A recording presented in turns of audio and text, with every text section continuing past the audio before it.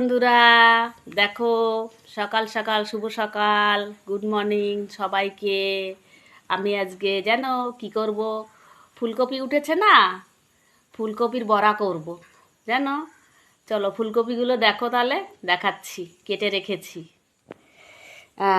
কোথায় যেন ফুলকপি গেল? ও ফুলকপি, এই দেখো কেটে রেখেছি, দেখেছো?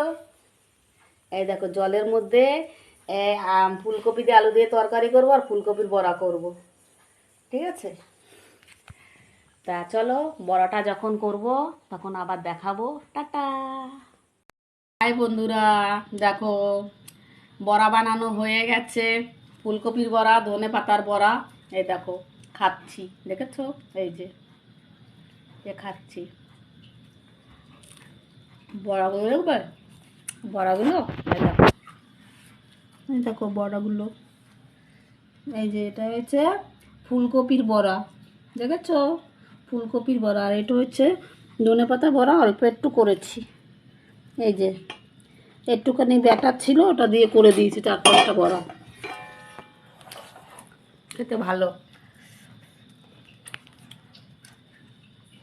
দাদুভাই তো এইসব বড়া খেতে ভালোবাসে, বলে একটু ধনেপাতার বড়া করবি, ফুলকপি উঠেছে ফুলকপির বড়া।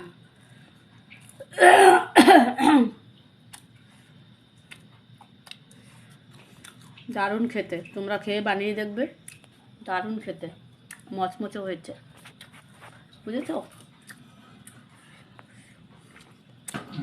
আর একটা কথা বলতে ভুলে গেছি, এই বড়া মচমচে করার জন্য তোমরা কি দেবে জানো?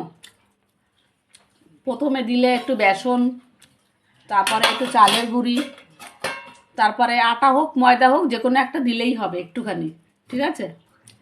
তারপরে তুমি ওটার মধ্যে কি কি দেবে জানো?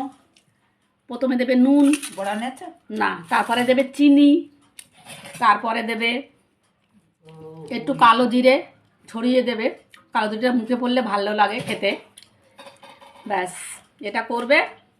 চালের গুঁড়িটা কিন্তু অবশ্যই দেবে, তাহলে কিন্তু মচমচেটা হবে, ঠিক আছে? এইটুকানি, টাটা।